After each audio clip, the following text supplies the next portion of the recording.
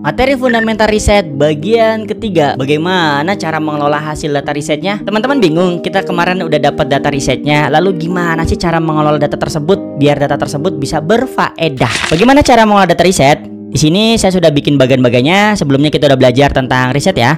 Di sini bagaimana mengelola data riset? Dengan kita dapat data, nanti kita bisa melihat dari fungsi data yang kita dapat. Ya, pertama, teman-teman nanti fokusnya ke fungsinya dulu nih. Kira-kira data ini fungsinya buat apa nantinya ya? Fungsi di sini, dengan data yang didapatkan, kita bisa tahu untuk apa fungsinya nanti. Itu yang pertama, ingat fungsinya. Ya, pahami aja fungsinya. Oke, fungsi data tersebut. Oke. Setelah itu, apa sih kira-kira fungsi data yang kita dapatkan sebelumnya? Mungkin teman-teman melihat fungsinya itu untuk mencari produk baru. Nah, kita lihat fungsinya, ingat ya. Atau fungsi dari data riset ini membandingkan produk kita dengan pesaing. Bisa jadi ya, kan itu penting teman-teman ya. Atau teman-teman mau riset untuk melihat value pesaing, atau value itu nilai tambah dari pesaing kita, atau menentukan timing atau waktu yang tepat nih, dan sebagainya. Ini adalah fungsi. Jadi kita melihat dari fungsinya dulu ya. Lalu setelah melihat dari fungsi, kita juga bisa mengelola data, mengurutkan data terbaru dan terlama. Jadi nanti bisa dari produk data yang paling lama nih, lama 10 tahun yang lalu atau 5 tahun yang lalu sampai yang terbaru hari ini. Nah, itu fungsi yang kedua adalah dari terbaru dan terlama, mengurutkan. Data terbaru sebagai referensi, ingat teman-teman ya. Data terbaru itu sebagai referensi. Apa itu referensi? Referensi itu sumber informasi untuk mendukung produk kita agar lebih baik dari kompetitor untuk data terbaru. Lalu untuk data terlama menjadi bahan pembanding atau acuan aja teman-teman ya. Acuan apa sih? Kapan produk tersebut ramai? Kan kita butuh data yang lama nih ya, setahun yang lalu atau 2 tahun yang lalu nih.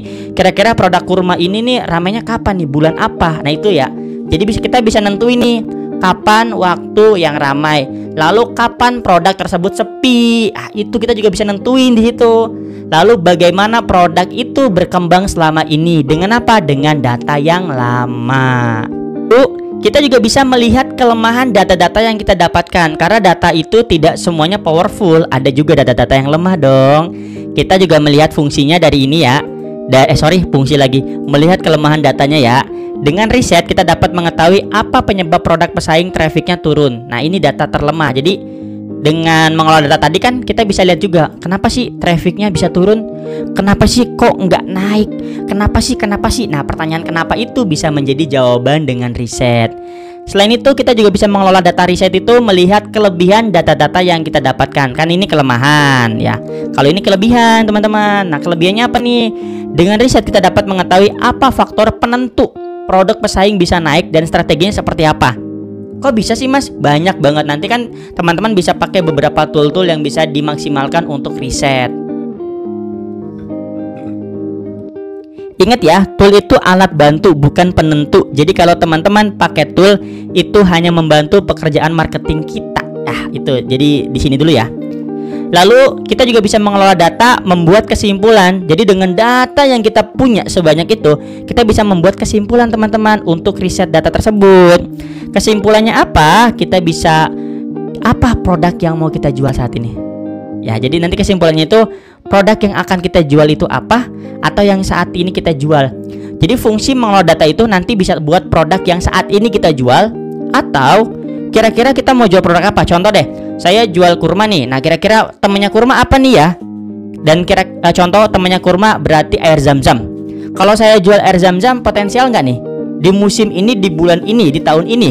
Nah dengan riset itu teman-teman bisa memikirkan hal-hal seperti itu. Jadi mengelola data setelah kita dapat itu penting. Dari fungsinya, data terlemah, manfaat, powerfulnya, dan lain-lainnya kita bisa tahu dengan riset tersebut. Mungkin sekian, kita akan lanjut di video selanjutnya. Jadi buat teman-teman yang masih bingung, oh ya saya udah mulai ada gambaran nih ya, tapi masih bingung nih gimana prakteknya, nanti kita bahas kode prakteknya ya. Tapi di chapter ini atau di materi kali ini kita tutup dulu. Kita akan lanjut di materi selanjutnya, masih membahas fundamental. Setelah ini kita akan bahas fundamental, tujuan atau goal riset itu untuk apa ya. Jadi goal riset. Langsung aja kita lanjut ke video selanjutnya. Kalau video ini sudah teman-teman pelajari dan teman-teman sudah mengerti, tapi kalau masih belum silahkan tuliskan di kolom komentar aja ya, biar saya jawab. Insya Allah saya buat dalam bentuk video. Terima kasih, kita sambung di chapter atau di video selanjutnya.